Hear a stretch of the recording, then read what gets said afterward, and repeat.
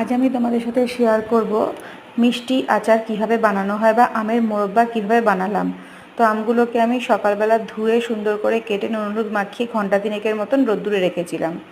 তারপর সন্ধেবেলা নিয়ে চলে এসেছি আচার বানাবার জন্য। এখন আমি চাটুতে শুকনো খোলায় ধনে, সাদা জিরা, মৌরি এই তিনটে জিনিস আমি ড্রাই রোস্ট করে নিচ্ছি। করে নিয়ে তারপর সেটাকে আমি মিক্সিতে বেটে পেস্ট করে নেব, অথবা তোমরা চাইলে শিলনোড়াতে বা হামালদিস্তাতেও বাটতে পারো। আচ্ছা, এরপর আমি দিয়ে দেবো কিছু শুকনো লঙ্কা, এবং শুকনো লঙ্কাগুলোকেও আঁচ কমিয়ে খুব কম আঁচে ওটাকেও ড্রাই রোস্ট করে নেব। নিয়ে তারপর একসঙ্গে মশলাটাকে পিষে নেব। দেখতেই পাচ্ছ তোমরা, আমি চাটুতে কিছু শুকনো লঙ্কা দিয়ে দিলাম, কিন্তু খেয়াল রাখতে হবে বন্ধুরা, শুকনো লঙ্কাগুলো যেন বেশি পুড়ে না যায়, কারণ বেশি পুড়ে গেলে আচারের রং প্রচণ্ড রকম কালো হয়ে যাবে।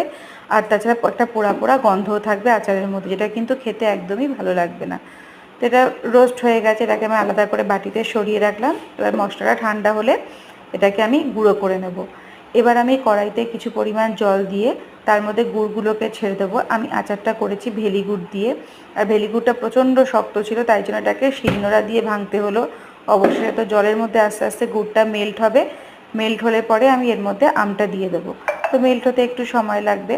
জলটা যতক্ষণ ধরে আস্তে আস্তে গরম হবে ততক্ষণ ধরে গুড়টা মেল্ট হবে। মেল্ট হয়ে হয়ে যখন গুড়ের ওপরে একটা ফেনা ফেনা ভাব চলে আসবে, তখন তোমরা এর মধ্যে আমগুলো দিয়ে দেবে, এবং আমগুলো দিয়ে কিন্তু কন্টিনিউ নাড়তে হবে, কারণ নয়তো গুড়টা নিচ থেকে লেগে যাওয়ার একটা বিশাল সম্ভাবনা থাকবে। তো ওটাকে ভালো করে তোমরা নেড়ে নেবে, নাড়তে নাড়তে নাড়তে নাড়তে এই গুড়ের জলেই কিন্তু আমটা সিদ্ধ হবে। আমটা সিদ্ধ হয়ে গেলে তার মধ্যে তোমাদের ওই ভেজে রাখা যে মশলাগুলো গুঁড়ো করে, ওটা গুঁড়ো করে দিয়ে দেবে, আর দেবে 1 চিমটি নুন। 1 চিমটি নুন দিলেই কিন্তু আচারটা পুরোপুরি সম্পূর্ণ হবে।